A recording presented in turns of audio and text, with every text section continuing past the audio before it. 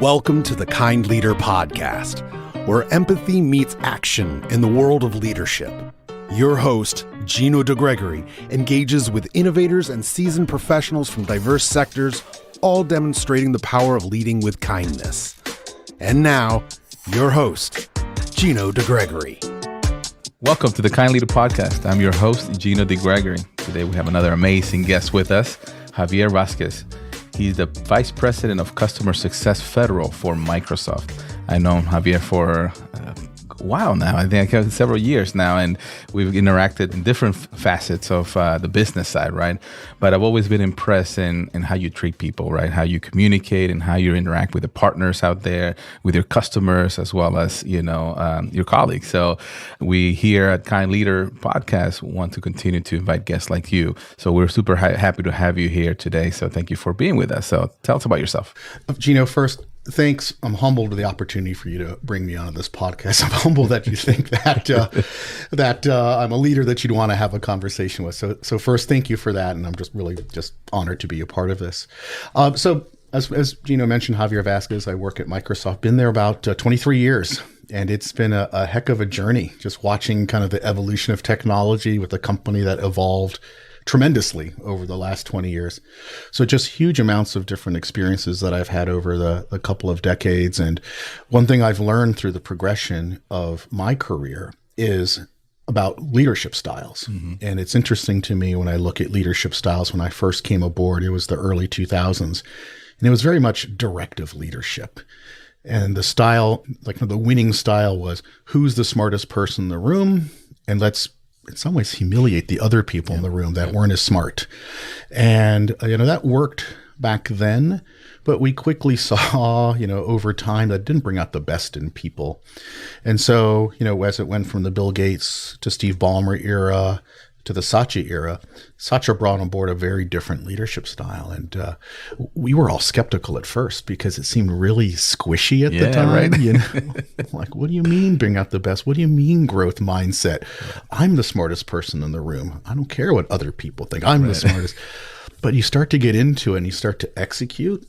Wow, you really start to see everybody develop. So that was, for me, I loved being part of that evolution of Microsoft at the same time that technology had 2 or 3 radical shifts during that period. So just lucky to be in just blessed and lucky to be in the right place at the right time, not just from a technical perspective, but also from kind of a shift in kind of leadership styles perspective as well. So super, super fun times. Absolutely. Thank you for sharing. And we'd love to dig deeper into that here in a bit about Microsoft and the different styles of leadership there, and what Satya has done an amazing job the last 10 years. I think he's been doing that, right? So thank you for that. The next question that I have is what does kind leader mean to you? That's a really good question, because sometimes kind gets mixed up with ineffective. Or kind gets mixed up with, I don't have hard conversations. But being a kind leader is understanding where people are coming from, and either in the individual or group sense of folks in the organization, and being curious about them and trying to understand what motivates them and why they're there working with you, either whether it's a work sense, whether it's a volunteer sense, whether it's a school board sense, but trying to understand their motivation. And then from there, trying to understand how you can help them be effective. I talked about leadership evolution, and it's being a bit like servant leader. Mm-hmm. Like, I'm here as a leader, yes, and I make the decisions, and some of them are hard and some of them are not so hard. But the leadership should really be based on, how do I get the most out of people by understanding where they're from, and so they can bring their entirety self to work, and that they feel comfortable that they can bring themselves to work. And so kind is kind of, for me, kind of a little bit like empathy, making sure you have empathetic leadership. Yep. But it doesn't mean that you can't be a strong leader. I think that's a big a gap that folks are still trying to get their head wrapped around. And sometimes when you say, well, I don't want to be a kind leader, I have to be a strong leader. Well, you can be a kind leader and a strong leader. Exactly. No, that's a good example there, because sometimes also kind, it means they're individuals trying to please others, right? And when you're in that mindset, you can't please everybody, right? And sometimes you miss opportunities to really drive the the mission, the purpose of your team, of the organization, or whatever it is, right? But you're right. And that's the reason I have kind and leadership together combined. It's really about caring, understanding, and making sure that you are taking care of your folks, whether they're under you, with you, or even above you. You want to make sure that you're driving that. So, going into that, continuing to go into that thread as it relates to kind leadership, do you have an example that you can share to our audience here? Oh, absolutely. Let me start off with, I think of I key off the word empathy. Mm-hmm. And when I think about this, let me just give you like a 30, 45-second story about myself here. So, one thing about empathy is recognizing what you are and what you're not. And when I first got into leadership, I was privileged enough to be asked to participate in kind of a leadership 360.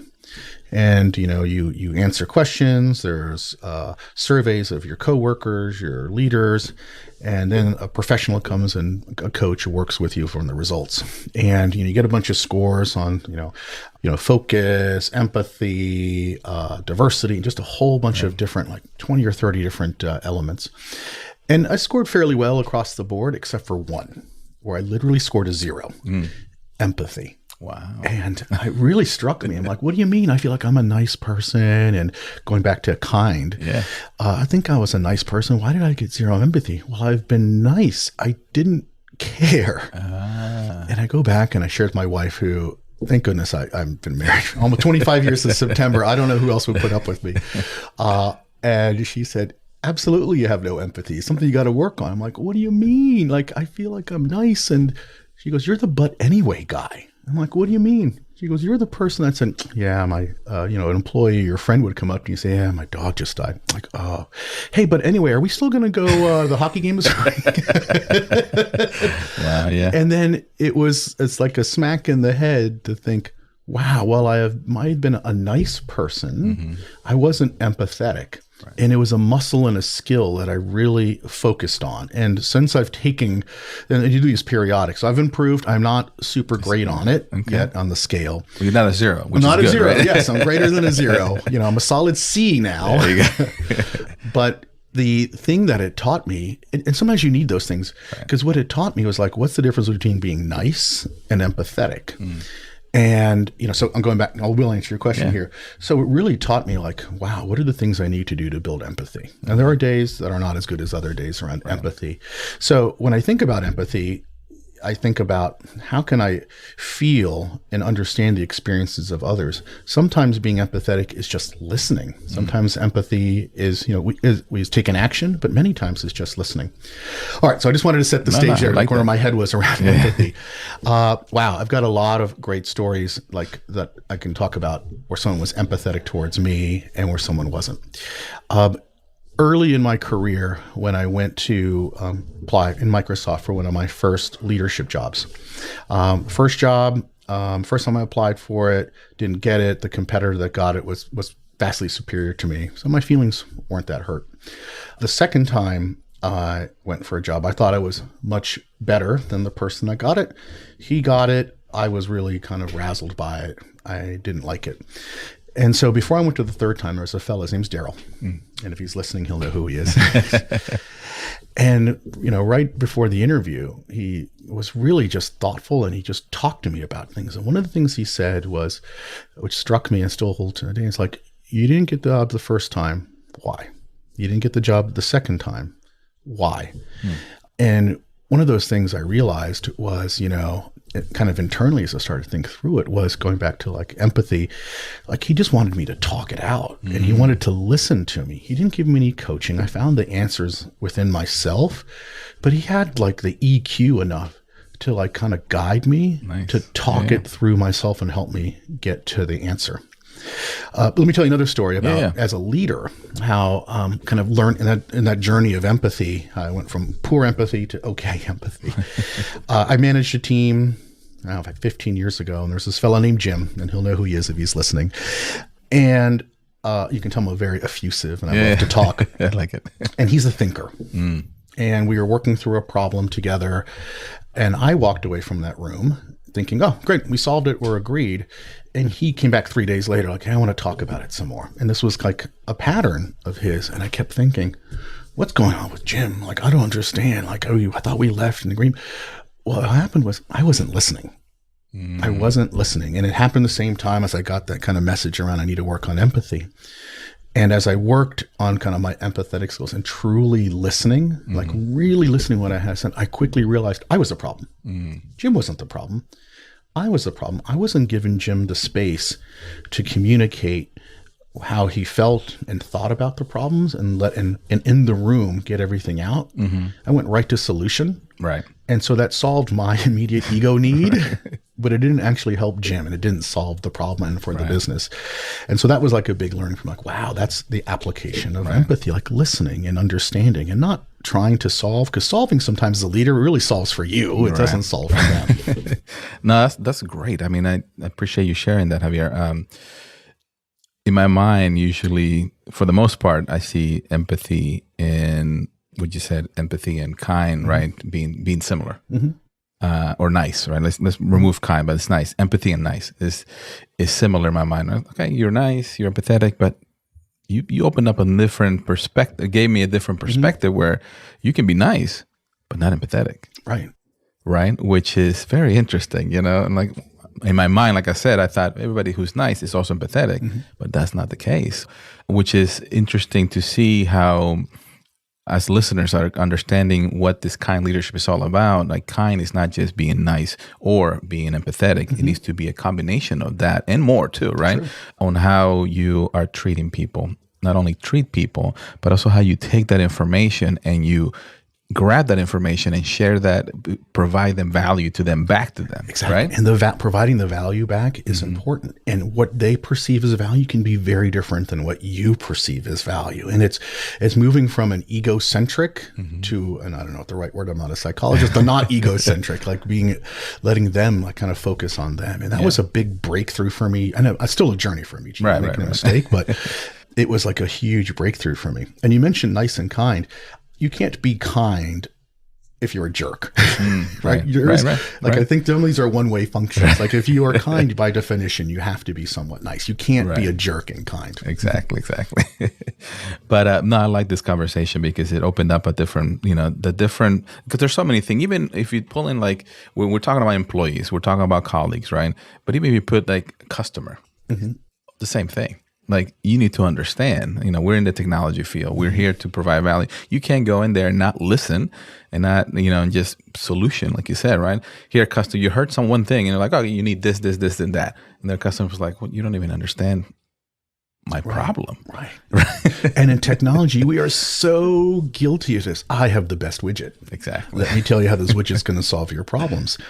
And maybe it does. Right. But if the customer doesn't think that you care or listen, it doesn't matter how great the widget is. Yeah. So what I'm trying to say is kind leadership not just goes to the people you're interacting, but it does impact your customers as well. Absolutely. And how you treat them, how do you listen, how do you empathize with them, and then provide them the best value at the end of the day, right? Yeah. And, when I think about leadership and the evolution from kind of, once again, my career was really 90s and 2000 when I started kind of that very directive leadership to collaborative leadership and empathetic leadership, which is like the gold standard nowadays. Right. Our customers are going through that journey too. And so you need to communicate and think and lead in the same fashion that they're accustomed to if you want to be most effective. Exactly. I mean, there are times for directive leadership. Of course. Wartime. Yeah. A crisis, right? Just go do. Yeah. But that's not the day-to-day. Yeah, exactly. And it's shifting. I mean, it has been shifting a lot. And I keep saying, even after COVID, and everybody really retreated back to, wow. We need it more than ever. Because I think there's a lot of folks, and you mentioned that retreat, folks that on the pod can't see the hand motion you made about kind of bringing it towards yourself, but the people have gone inward, and that skill of empathy in order to allow people to blossom is like more important than ever. And I do feel for folks that are new to their workforce, new in career during this period, because they don't have that experience pre-COVID to draw from. Right. And it's like, wow, this is going to be really interesting to see how you succeed and how the world changes, because a lot of way you and I are is from how we were shaped earlier in our career. Right. And then, and one of the things that I share with people, what was a big impact for me, as I shared in previous episodes, is as an immigrant, coming to, I lived for 10 years in Peru in my own little world, right? I was like, hey, little kid, yeah. Coming here in culture shock, right? And it's like coming into not knowing the language, right? And the people are different. They're doing different things. And this is the early 90s, right? So I'm trying to give you that background because you talk about pre-COVID, like being able to adapt, being able to adjust to the different scenarios that are bringing to. And I think since people are retreated back to themselves, there's a little bit of caution of like, can I really do that? Can I really be pushed towards that? Can I really be, you know what I mean? It is, yeah, I get it. But it comes back to, at 10 years old, I wasn't thinking about believing in myself, but it's really about curiosity, right? In everything that you do, but as well as believing as you continue to challenge yourself, push yourself, and fail, right, on things that you're not do well. It helps you become a better person, right? And the same thing with kind leadership, right? And you're going to see different people, Yeah, giving the space. You said a lot there, which I love. Curiosity is so important. Giving opportunities for folks to succeed and fail. I think giving the opportunities to fail is almost more important than the success, right? The curiosity, giving them the space to kind of learn and grow is so important. Like, I probably didn't realize, I just was like on the edge of my seat. Like, yes, I get it. Yeah. But it's so important. If you're a kind leader, you're an empathetic leader, you give people the space to grow. And something that Brene Brown, I was just so lucky to be part of a leadership program where Brene Brown was helping us coach and learn leadership styles. And something she said that really kind of stuck with me and forever.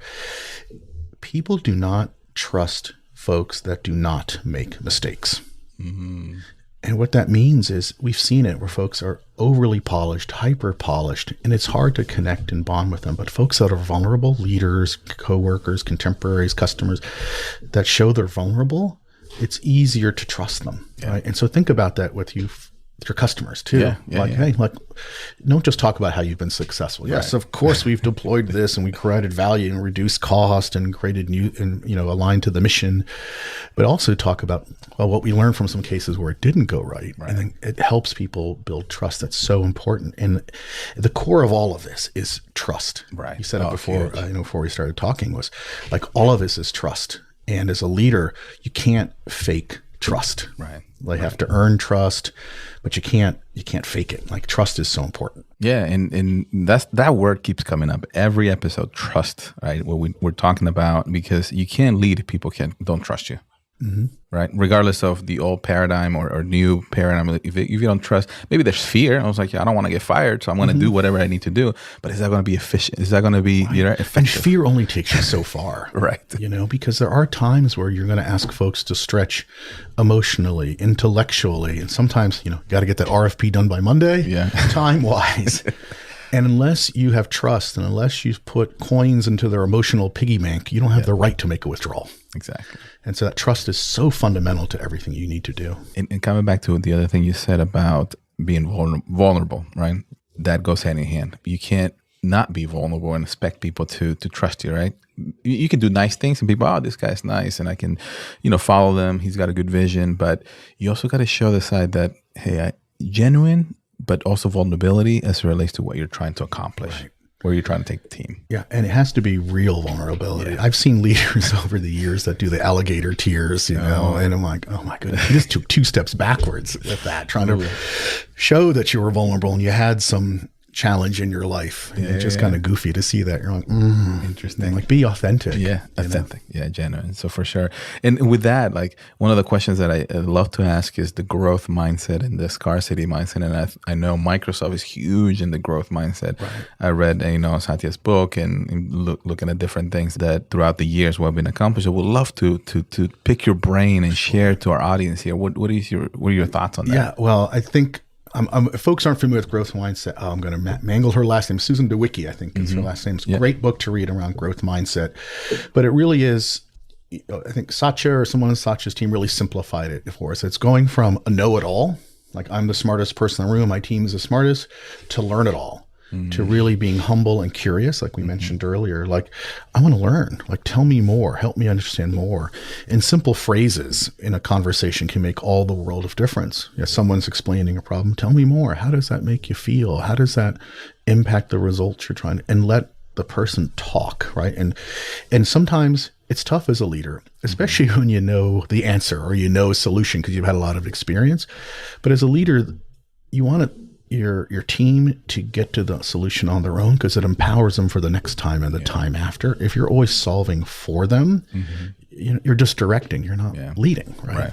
And so what's so important about growth mindset is, first, if you're still learning and you're not really kind of a disciple of growth mindset, the first year is going to seem really goofy to you and unnatural. Like, I'm used to being the boss, or I'm used to being in charge, or I'm used to being the smartest, or my team is the best in that.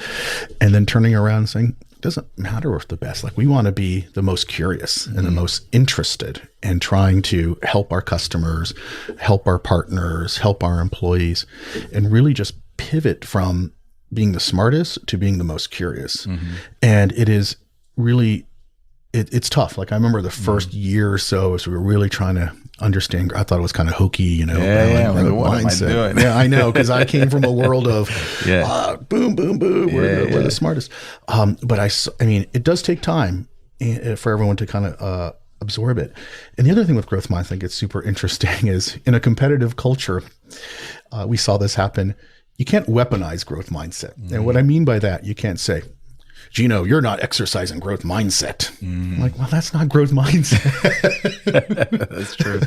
Yeah. So we saw some of that early on that, but it really creates space and opportunity, not just for your team to be successful, but your peer teams and partner teams you need to be successful with. And once they see it's authentic and real, they start to thrive. And I could look at it from our company's success.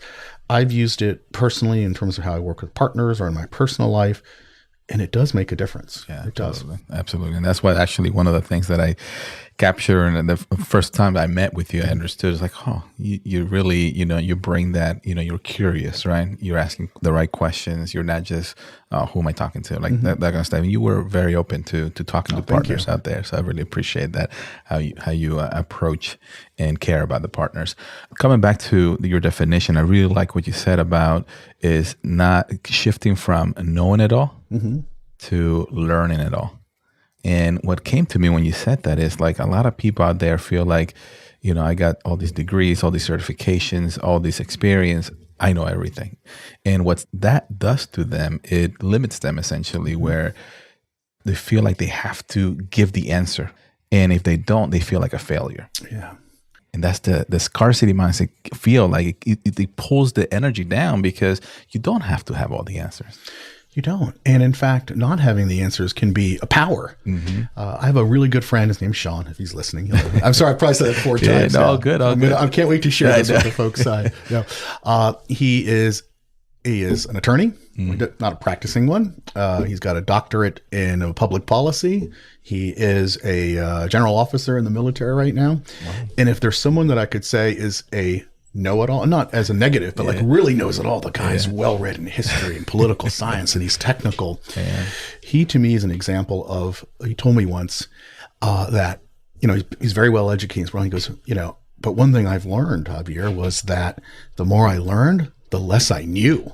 Wow. But the world is so big. Like, I actually am now more curious than ever.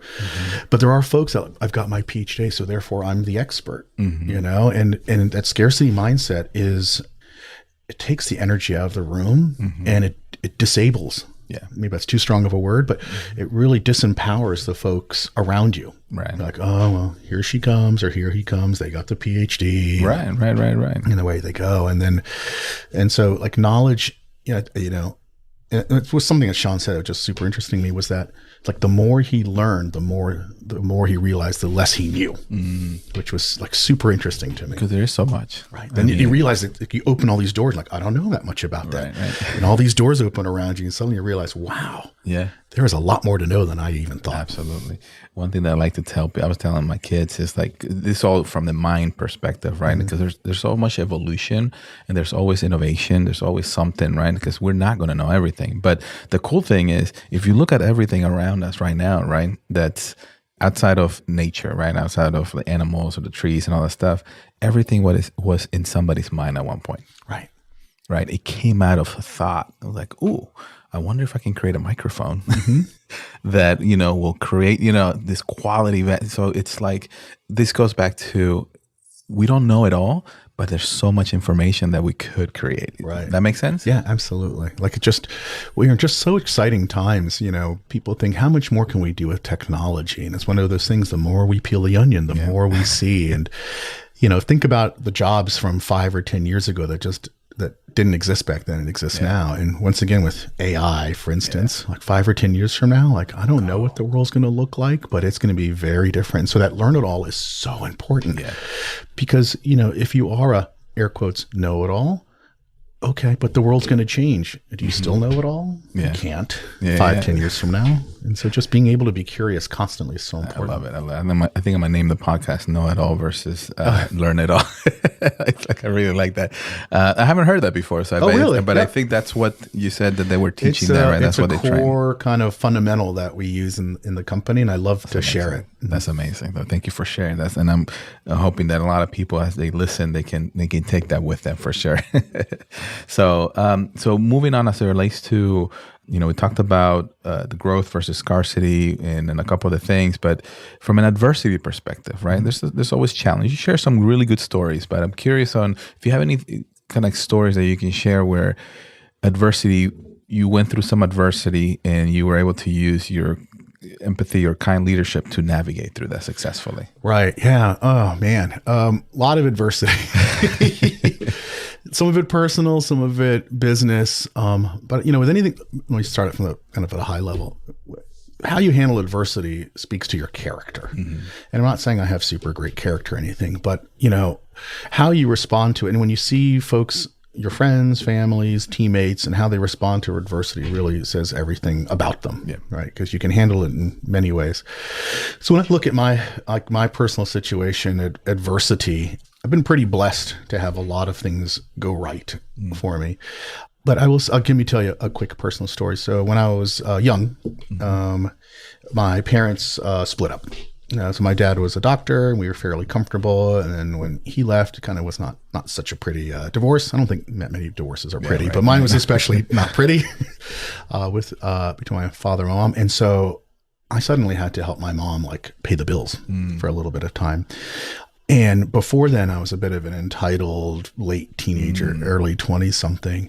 And then for the first time ever, oh my goodness, I have to buckle down. I have to really understand. And I had to really feel for my mother and my younger sister. Right. And realize it wasn't just about me. It was bigger than me. I really needed to help them. Right. Because my mother, even though she had a teaching degree from Peru, that didn't translate here. And so she had to go back to school to kind of get the credits to transfer the degree. And so that really shaped me my whole life in terms of, wow, I got to work. Right. Really work hard and dig down for what I need. And that it wasn't just about me putting money in front of me to get the things I want. What was more important was to put things to make sure my sister, would have a good experience and my mother would have a good experience. So that really shaped me kind of personally from an adversity. And then from a career perspective, wow. I mean, after that, everything else seems small. Right. You know what I mean? After that, and I'm sure everyone has a tough story in their life. But it was, that shaped me, and I think in a very positive way. And so when I look at my career, there's been several instances where I thought I was doing well, right? And then I realized I wasn't. When I worked at Digital Equipment Corporation in Compaq, I thought I was doing really well as a consultant and helping bring in new business, but I focused on the wrong metric and then I wasn't doing well. And I didn't know. And the way you pick yourself up from that says everything. For me, it was I don't even think the company's measuring the right things to begin with. And so I left. And so I came to Microsoft and it kind of worked out. But at Microsoft, there's been many times where I've made bets and they didn't pay off. I was in another part of the public sector business years ago and we made a bet. It was too early. We made a big bet on telephony, digital telephony. State and local government's going to write the phone. I mean, they eventually did. We were probably 15 years too early at the time. And I tanked, missed my number. We didn't sell the product. We just did terrible. And I just felt awful about it. I'm like, oh my goodness, I'm going to get fired. And I had a really good leader at the time. And he just said, he didn't know he was being empathetic. This was pre-Satya and everything else. He's like, all right, man, so it didn't work out. You're not having a great year. What'd you learn? And this was a fella who people on the outside would not consider empathetic. Wow. Like he was very by the book and everything, but he was actually a fairly empathetic person. And that one of the first times that I really kind of had a leader kind of say, it's okay to make mistakes. He didn't say it that way. He didn't have the vocabulary back then, but he gave me the room to do that, which was super interesting. And then another time I had adversity, I was also in another part of the public sector business, and I was a new leader, and I was really struggling connecting with the team. And I was really struggling to get the results I wanted, get the team to kind of believe in the vision. This was early in the cloud days. And my VP at the time took me to lunch, and it was just like a really fundamental transition for me, and said, who's the person you want to be? And I kind of gave him the corporate answer. He goes, no, like, who do you want to be? And I said, well, I want to be like a really smart technologist. I want to make sure we drive the business. I want to make sure our customers are happy. And he goes, no. Who do you want to be? Wow. Deep. Right. And we kind of conversation, and he goes, then be that person. Don't spend so much energy. Cause it was the mid 2000s, and I was, kind of suit and tie or blazer every day. He goes, you are you. You have your own energy and person. Be that person. And like, I remember, I look back now, I call it that was the time I took off the uniform. I stopped trying to be the leader that I thought that everybody wanted to see me. And I started being me. And it was a few months later, like things started to pick up, the team started to gel, and I thank him immensely for just having that conversation with me. And I don't know I have talked about them, but I don't want to share his name because he's a private fellow. But of course. It was like being authentic. Yeah. Taking off the uniform and just being me. That's beautiful, man. And you describe it so well. I was picturing you taking that uniform off. Literally, I mean, I think of taking the blazer off. And that's okay. Like, nothing against blazers. No, I wear them. Other people wear them. But like, I was trying to be and look like a person that I wasn't. And people could sense it and feel it and didn't buy in. Right. That authenticity is so important, right, in everything that you do. Because even me growing up, and I won't go into too much detail because I love that story. I can't top that story. That's great. But you can't pretend to be anybody and people take you seriously or take you like, oh, who's this guy? What is he trying to be? But if you truly, lead with almost like your heart and be like, I am here. I am me. And I'm going to do whatever it takes to help you or do whatever the mission is, right? That's such a different energy.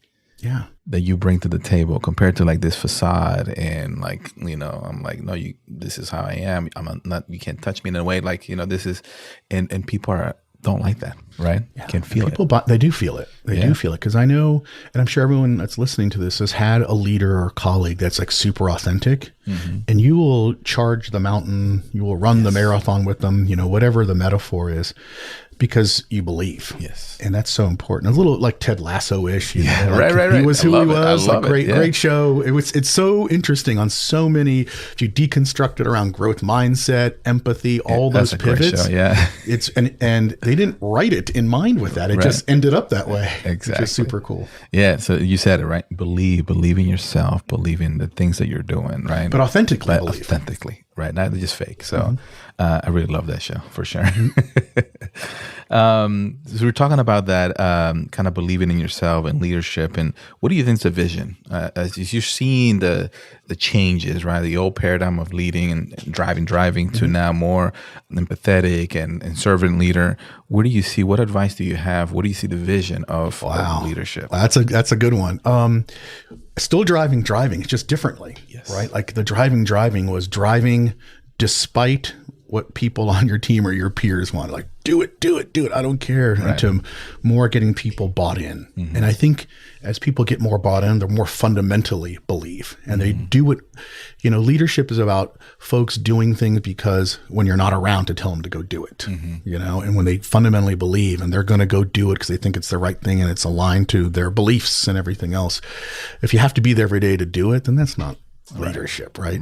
That's it's coaching third grade soccer. Like, go to the left, go to the right. Yeah, exactly. And so as I look at the evolution of, I don't have a crystal ball but it's going to, everything is, I feel like everything is a foundation that builds upon something else. And so we have this foundation now that corporate America, and I can only speak for US. I'm not sure if this really applies different cultural norms around the world.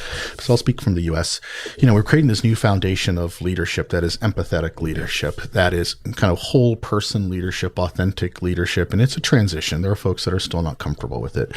So as we build upon that, I don't have an answer, Gino. Yeah, of course. But I'll be curious to see how we build upon that. Yeah. And if that's the new foundation, how do we then continue to evolve and have those expectations? But what I do see it really allowing us to do is opening up the mind of who leaders should be. Mm-hmm. And I think that helps from a diversity perspective, right? That means you have folks that are like, hey, here's someone who came from a different education background than traditional. Here's a person that came from a different geographic or cultural background. Here's a person that came from a different political or sexual orientation background. Right.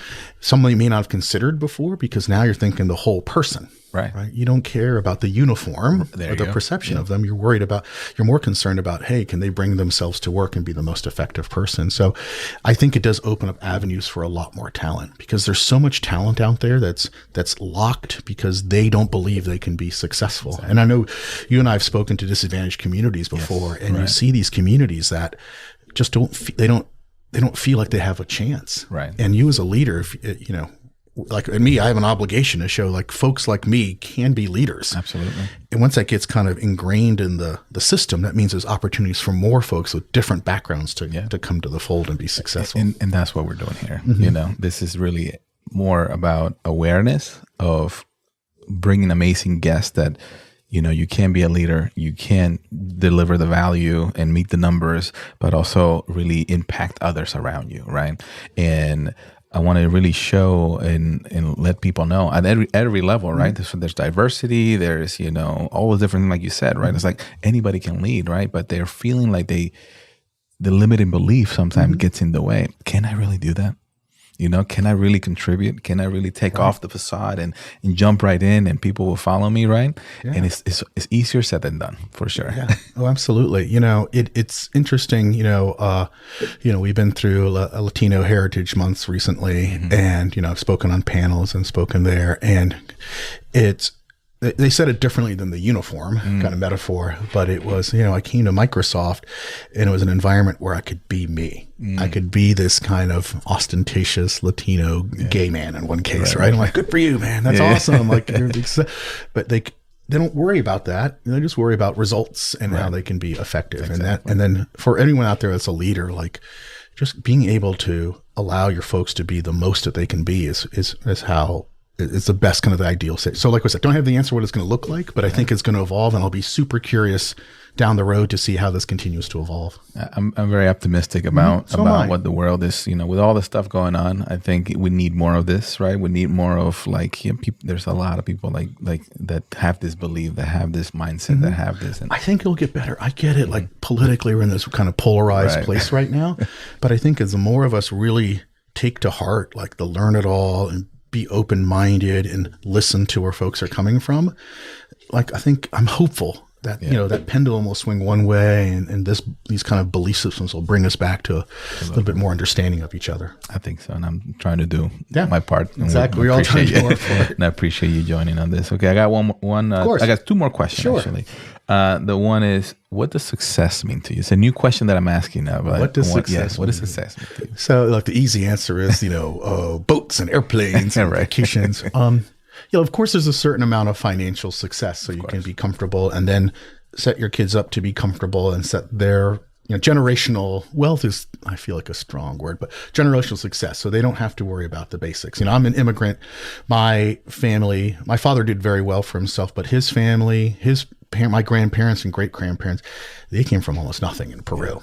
Yeah. And so I've just been so lucky to be in a position like I am now that we got to reap that success. And so, yes, there's a certain level of kind of material financial success for comfort, but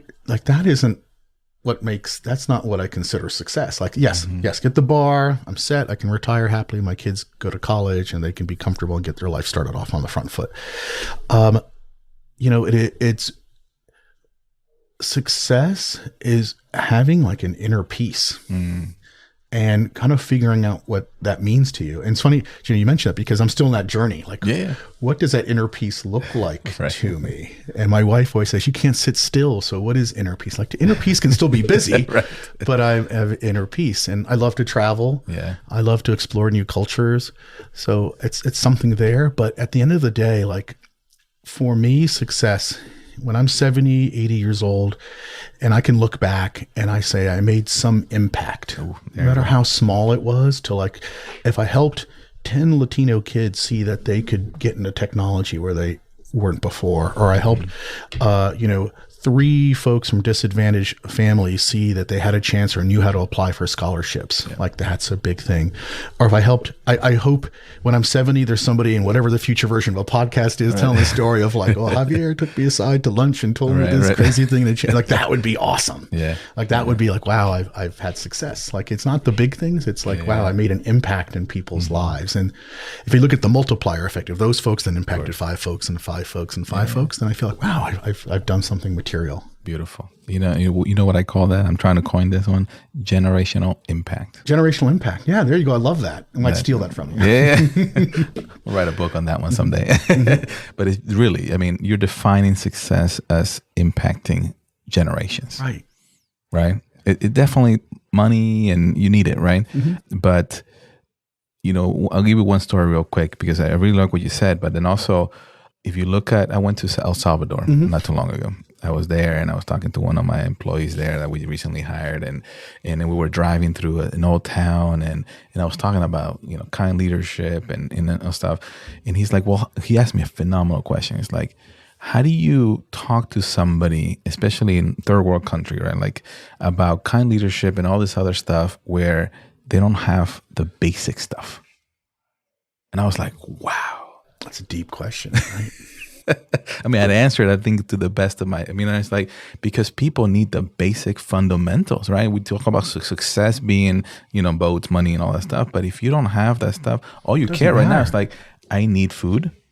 I need a house over my head, right? I need to take care of my family. I need safety. Safety, exactly. I don't have time to be thinking about kind leadership or empathy or all that stuff like that. It gave me a different perspective. And I wanted to throw it in as it relates to this question because success means different things. And then helping some of these folks get to the next level outside of the basic foundations that they need as humans, right? To help them become a better version of themselves. Wow, you blew my mind with that kind of that context. Because I think about our parents and grandparents. If you ask them what success would look like, it's just create a platform so my kids can have a better experience than I have and have a better experience. So, it is. It's tough. Like with Maslow's hierarchy of needs. Like if you don't have the basics met, then this other stuff doesn't matter. Wow, that's great. I gotta chew on that a little bit. Please do, and we'll definitely will welcome you back here. Sure. We can continue talking. So this is a fun question that I always like to ask. So if you could have coffee with anyone alive or from the past, who would it be and why? So great question. Maybe a funny answer, maybe. So my father moved to the U.S. to finish up his medical degree, and then did fairly well here. I would love to sit down with him when he first came to the United States. I put some late 20s, about 30 years old, somewhere around there, and just understand his hopes and dreams and his fears. Because my father was definitely old school, machismo, Latino, like, no, strong, never show weakness. Right. But I would love to sit down with him. Like, what are you afraid of? Like, what are you nervous about? Like, what are you trying to accomplish? I would just find it fascinating for a fella in the 70s, immigrant, with a unique opportunity, and it's in this country where he's just learning the language and he's just trying to get his professional degree, what it's like. And I would love to sit down and know that. My father passed away years ago, so this is why I can't have that conversation. But I would love to kind of see the world through his eyes and his 30-year-old version of my father. That'd be really cool. Those are good questions to try to get answers to, because we all have fears. We all have you know what I mean. But we see the world differently from our eyes, right? How you see the world, how I see the world. You know what I mean. And we're all learning, but our experience in this world is all different at the end of the day. Yeah, and it's funny because when you look back, it's real easy to. When you're successful, to look back and say, oh, these things occurred because of this. And many times it's luck. And nostalgia can be a terrible thing because it kind of reinforces oh, all these bad. Well, of course it was better back then. Was it? We remember the good things. We don't remember the bad things. Exactly. Like, was it better? Like cars were, everything was slow. Right. Everything was smelly and dirty, but we don't remember the pollution. We remember how great it was in the 70s. Exactly. Yeah, and that's the good thing about evolution and continue to see. So I'm excited to see what the future holds, and we're just going to continue to make that impact, generational impact. I love that generational impact. So thank you for sharing that. Gino. So appreciate you coming in. Where can listeners find you? LinkedIn? Sure, absolutely. So Javier Vasquez, you can find me on LinkedIn. I work at Microsoft. I don't think there's any other Javier Vasquez at Microsoft right now. There you go. There was one in Argentina years ago, Vasquez. I don't remember I think it's Javier Vasquez 70. Okay. If you look for me on LinkedIn, but if you look for Javier Vasquez from Microsoft, you'll find me. Awesome. Again, I appreciate you coming in, and it's been one amazing conversation. I can't wait to go back and really listen to a lot of the great nuggets, especially with the know it all, learn it all. I like that. Definitely going to steal that one. Of course. Gino, thank you for this. It's been an awesome conversation, and be privileged if we kind of revisit this again in the future as well. Absolutely. So any final thoughts before we hang up? I would say my final thought for folks that are listening is, you got Gino's podcast, there's books out there, like be curious, like be curious about lots of things, and allow not just your employees and coworkers to be curious, allow your family to be curious. Some of these things I took home to my family, and I found it worked wonders in terms of like humility, which I struggled with early on before I realized that was a problem. But, bringing some of these learnings back, don't be obvious about it. I know I learned some of this and I came home at first, my wife was like, you went to corporate training today, didn't you? Nice. But be curious. That's the last thing I learned. I love that. That's a great one to finish in with, I think. So again, thank you for your time. I look forward to continue our conversation. And for all the listeners, I appreciate you guys continue to join. Please let me know if you have any feedback, any advice or anything. I'll continue to improve this. And I'm very happy to have had this conversation with you, Javier. So with that, be kind, bring value, rise together, everybody. Thanks, Gino. See ya.